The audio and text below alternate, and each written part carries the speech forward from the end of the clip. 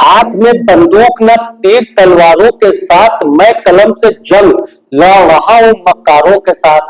दे रहे तकरीर जलसों में वफादारी की जो जिंदगी गुजरी है जिनकी मक्कारों के साथ।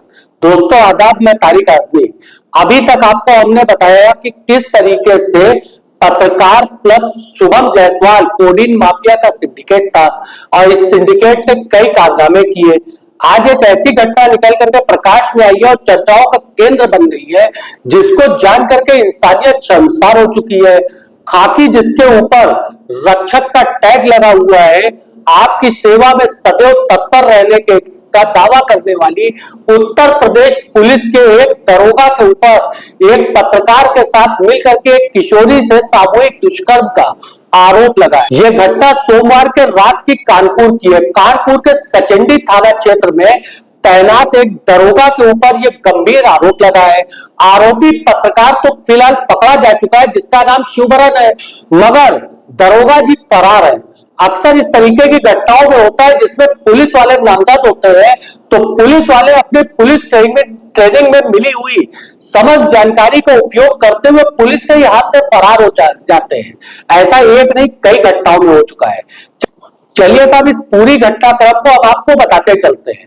सोमवार की देर रात की घटना बताई जाती है। सचेंडी थाना क्षेत्र के एक गांव की एक किशोरी अपने घर से शौच हेतु घर से बाहर निकलती है, जैसा कि आरोप लगाया जाता है।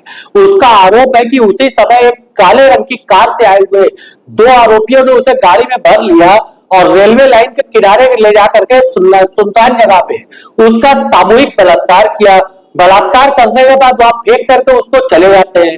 किशोरी किसी प्रकार से अपने परिवार के पास पहुंचती है। उसके भाई ने पुलिस को सूचना दिया। यहाँ सबसे गौर की बात यह है कि एक अपराध के संबंध में, हिलियस क्राइम के संबंध में देर रात पुलिस को जब सूचना मिलती है, मौके पे पहुंची हुई पुलिस सोमवार के बजाय थाने पे तुरंत ले जाने के बजाय मंगलवार को दोपहर में 11 बजे थाने पे आने का कह करके चली जाती है। पीड़िता के भाई का अगर आरोपों का आधार माना जाए तो पुलिस ने उसमें भी धाराओं को परिवर्तित करते हुए आरोपी को नामजद नहीं किया था, दरोगा को नामजद नहीं किया था। अज्ञात के तहत एफआईआर दर्ज हुई थी और दरोगा जी को सेव करके निकाल दिया गया था। वो तो मामला चौड़ा होने लगा।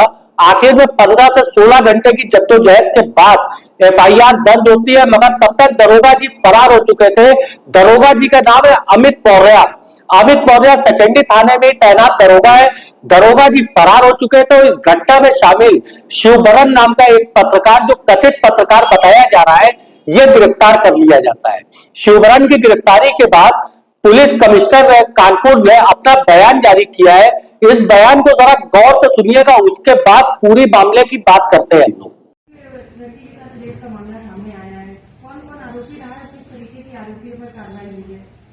कल सचेंडी थाने में एक एफआईआर पंजीकृत होती है। एक बालिका, वो अज्ञात में लिखा जाता है। बालिका के बयानों के आधार पे दो लोगों का नाम प्रकाश में आता है। एक शिवबरन है जो पत्रकार हैं और दूसरे एक सब इंस्पेक्टर का नाम प्रकाश में आता है। शिवबरन की अरेस्टिंग हो चुकी है। हमारे सब इंस्पेक्टर जो अमित मौर्य हैं, ये अभी फरार चल रहे हैं। उनकी अरेस्टिंग के लिए 4 टीमें लगा दी गई हैं। और इस बयान को आपने गौर से सुना, किस तरीके से बड़े सम्मान के साथ दरोगा के बारे में बताया जा रहा है कि दरोगा फरार हो चुके हैं। खाकी के ऊपर दाग लगा, शर्मसार हो जाना चाहिए खाकी को। और खाकी को फरार कराने में क्या अपनी भूमिका नहीं निभाई होगी? इस मामले में सचंडी इंस्पेक्टर विक्रम सिंह, जिनकी तस्वीर आप देख रहे होंगे, बड़ी सी मूंछों वाले विक्रम सिंह को सस्पेंड किया जा चुका है। पीड़िता के भाई का आरोप है कि पुलिस वालों ने उसका मोबाइल छीन लिया था क्योंकि वो अपने परिजनों से बात कर रहा था। पीड़िता के भाई ने यह भी आरोप लगाया कि मोबाइल उसको वापस नहीं दिया गया था। एडीसीपी पश्चिमी जब वहां पे आते हैं मौके पे, वो उनको चीज की जानकारी देता है तो वो पुलिस वालों को फटकार लगा के मोबाइल वापस करवाते हैं। अब सवाल एक पैदा होता है कि एक पीड़ित परिवार का युवक अगर बात कर रहा था तो उसका मोबाइल पुलिस वालों ने क्यों छीना था? कौन सी ऐसी डर थी पुलिस वालों की को उसका मोबाइल छीन लिया था, या किसी घटना को वो छुपाना चाह रहे थे? क्या कमिश्नर साहब ने उस जो है 112 जो फैंटम वहां पे मौके पे गई थी जिस वक्त घटना की जानकारी हुई थी, उसके ऊपर कोई कार्रवाई करवाया कि इतने हीलियस क्राइम की जानकारी उसने रात में ही अपने उच्चाधिकारियों को क्यों नहीं थी। सुबह 11 बजे जब जो थाने पे परिवार पहुंचता है तो 15 घंटे की जद्दोजहद के बाद एफआईआर दर्ज होती है इतने हीलियस क्राइम में, यानी कि तब तक आरोपी दरोगा फरार हो जाए। शिवभरण जो पत्रकार बताया जा रहा है, कथित रूप से ये पत्रकार है कमिश्नर साहब, पत्रकार होने का कोई दावा नहीं किया जा सकता है। शिवभरण के ऊपर इससे पहले भी कई मुकदमे रह चुके हैं। शिवभरण 2024 में अवैध असलहे के साथ भी पनकी थाना क्षेत्र में पकड़ा चुका है। शिवभरण के बारे में बताया जाता है कि सचेंडी पुलिस ने चोरी के तेल के साथ भी इसको पकड़ा था। तो यानी कि चोर का एक दरोगा के साथ कैसे संबंध हो गया, इसके ऊपर भी जांच तो होनी चाहिए।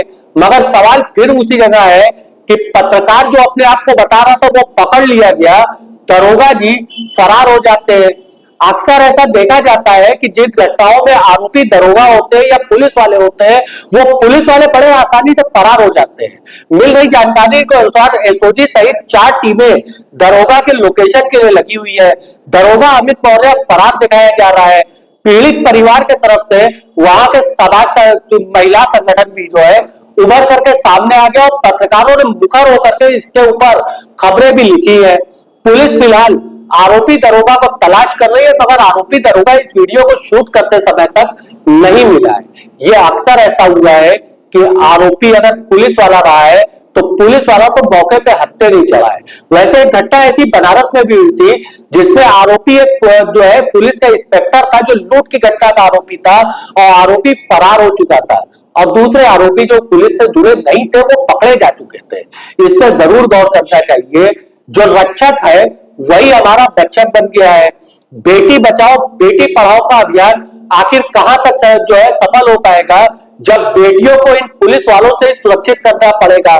सोचिएगा जरूर साहब। ऐसी खबरों के लिए आप जुड़े रहे हमारे साथ। आपको हमारा वीडियो पसंद आता है, आप हमारे वीडियो को लाइक करिए, शेयर करिए, अपने नजरिए को कमेंट बॉक्स में रखिए, हमारे चैनल को सब्सक्राइब करिए और अगर आप हमको आर्थिक सहायता प्रदान करना चाहते हैं तो ज्वाइन बटन जरूर दबाएं। मैं तारिक आजमी, अल्लाह हाफिज।